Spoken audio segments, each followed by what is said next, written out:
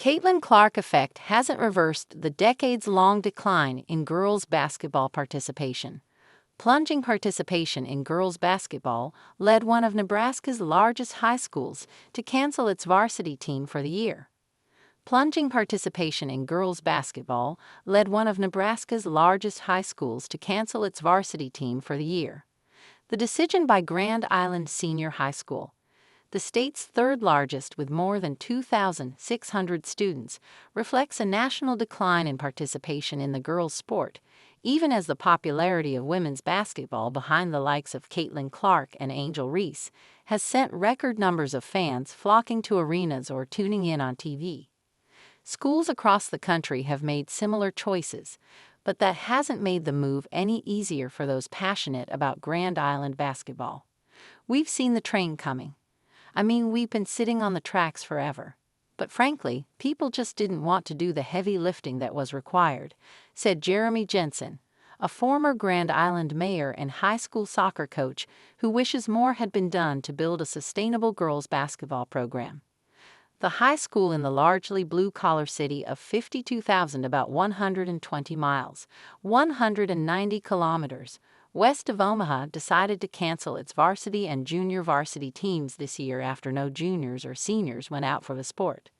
The team suffered a series of lopsided losses, and with many young athletes choosing to specialize in one sport and other activities competing for girls' time, the school decided to focus on developing young players instead of putting a team of freshmen and sophomores on the court. Still, the school's decision was jarring at a time when college and professional women's basketball has been surging in popularity, partly due to the phenomenal success of WNBA Indiana Fever guard Clark, who set records at the University of Iowa. Kansas State University women's basketball coach Jeff Mee said more viewers doesn't necessarily mean more players. Certainly in college, all of our games are on TV, easy for people to find. But that doesn't necessarily mean they're playing the sport, Mitty said. It just means they're interested in watching it. Since Clark was born 22 years ago, participation in girls' high school basketball has dropped nearly 20%, and the sport has fallen from most popular to number 4 behind volleyball, soccer, and track and field, which all have seen double-digit surges in participation, according to the National Federation of State High School Associations. Even as the basketball numbers have dropped, total participation in high school sports has grown, with more than 3.4 million girls competing in high school sports last year. In the past few years in Grand Island, Jim Ward watched every player on his oldest daughter's middle school team quit basketball in high school, either to focus on another sport like volleyball or wrestling, or because they lost interest. During that time, the high school girls team was losing games by margins of 70 points or more.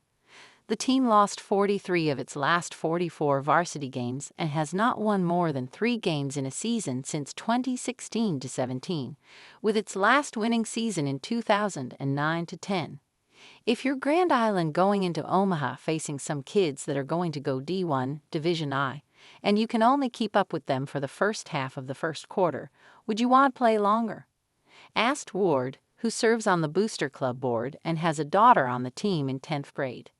Kelly Jeffries knows success is possible in Grand Island because she led the school to its only state championship in 1979 as a player and racked up 231 victories over 33 years as coach before stepping down in 2012. But Jeffries said she understands the current struggles. When you're not really able to compete and be competitive, you can see why kids don't want to do it anymore, Jeffries said. That's not fun for everyone, for coaches and players and anyone involved. The problems in Grand Island and elsewhere run much deeper than a losing record. In some communities, it can be hard for girls to find opportunities to compete and learn the game when they are young. Many families can't afford to invest the thousands of dollars and countless hours required to play club basketball to prepare them to compete in high school, putting them behind in development.